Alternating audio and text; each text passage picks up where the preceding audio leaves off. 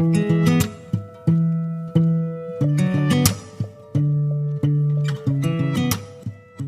vez más con ustedes para compartir estas charlas de discipulado.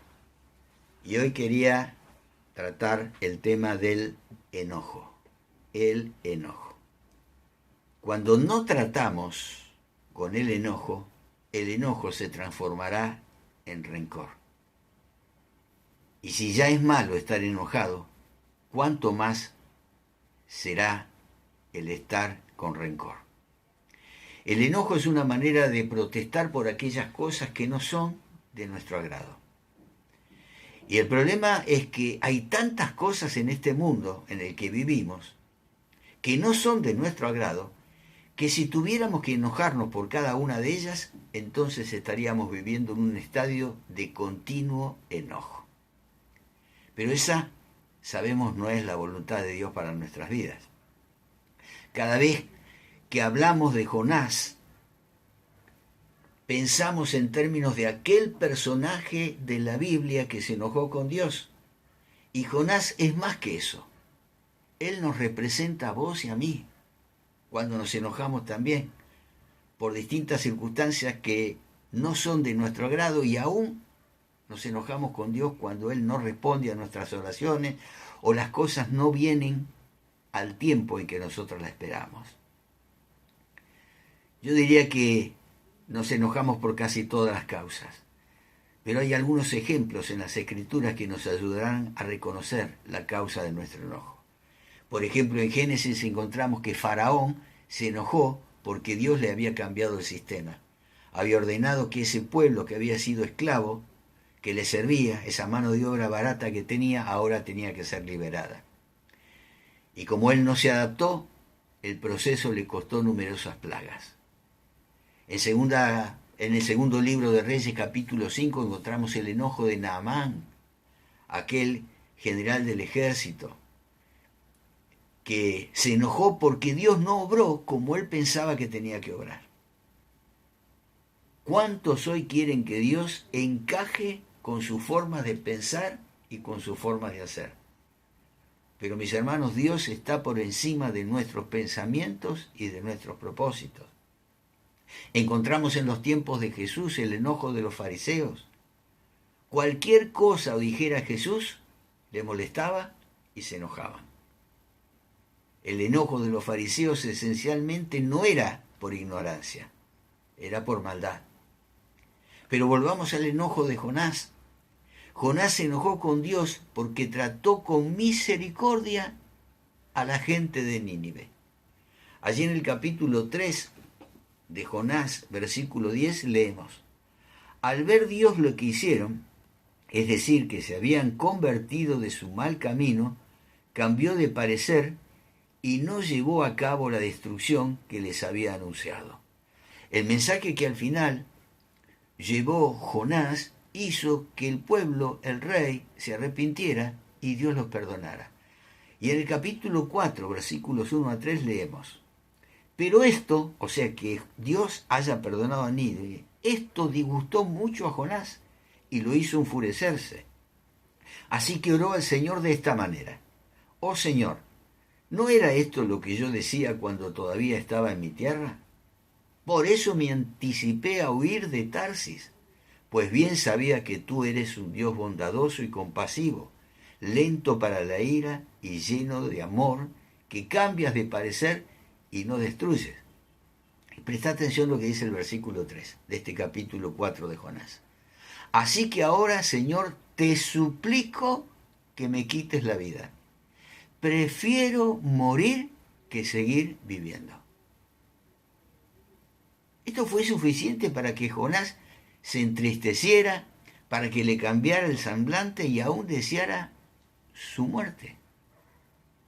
¿Hasta dónde podemos ir con nuestro enojo? Jonás se enojó hasta desear la muerte.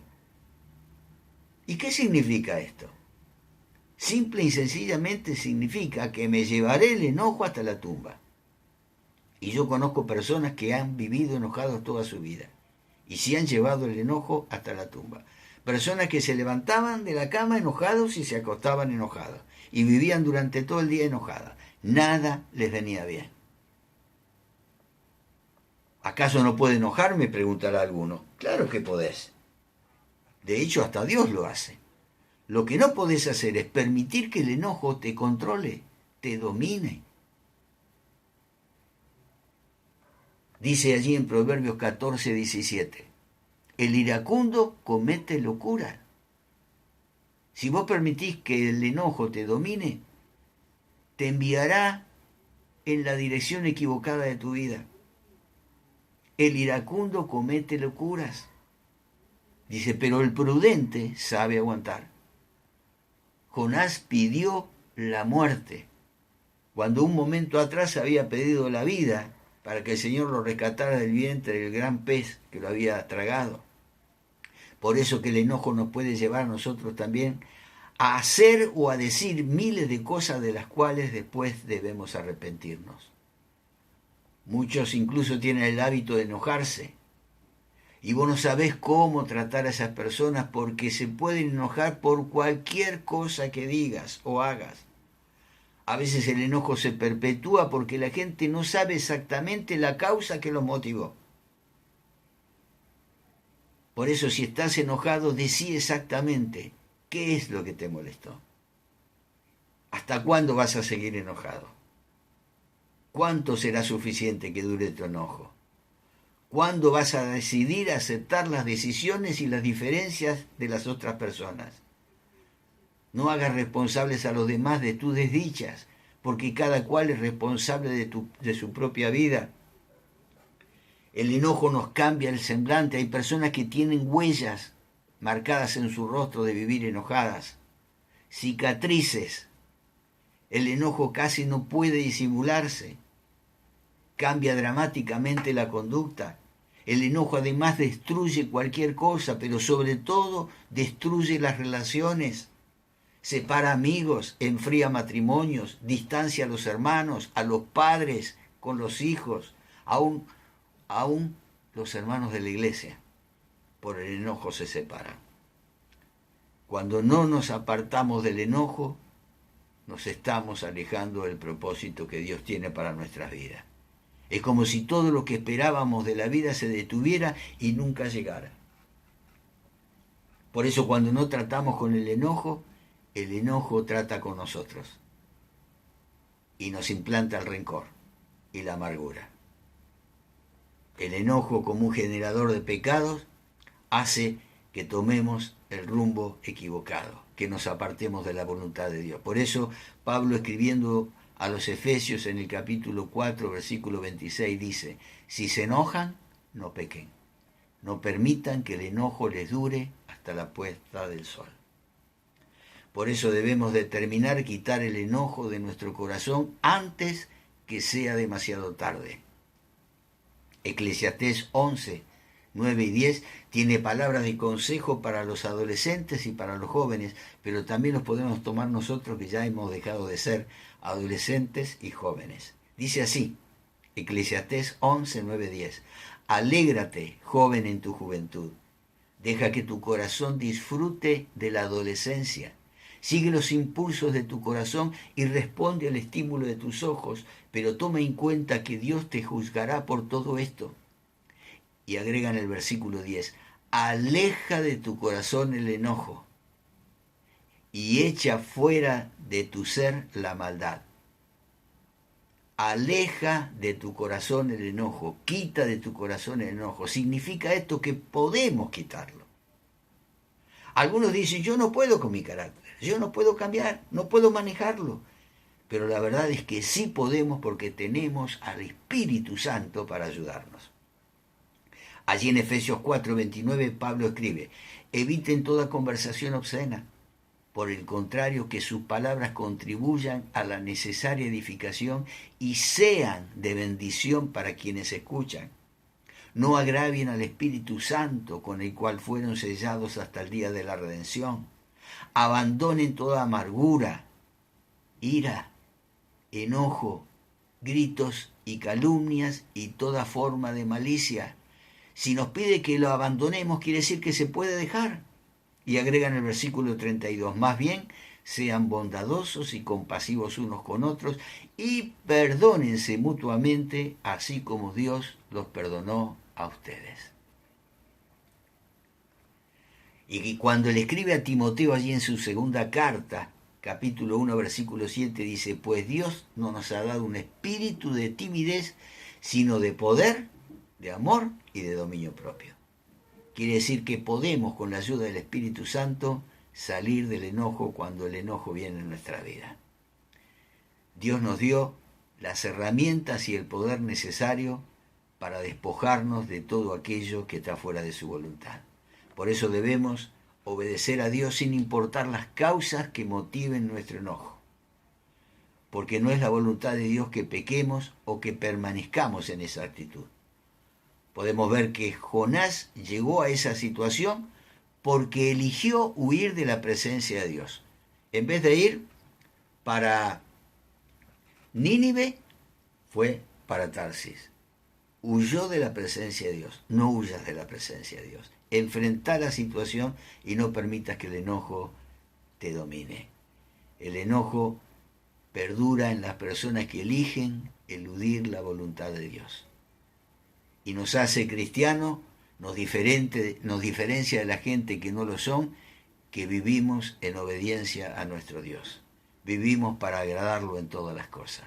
Por eso debemos aprender a perdonar. La Biblia nos enseña que con la misma vara con la cual medimos a los que están a nuestro lado, seremos medidos nosotros también. Y nos anima a ser buenos y a tratar a los demás como nos gustaría que nos trataran a nosotros.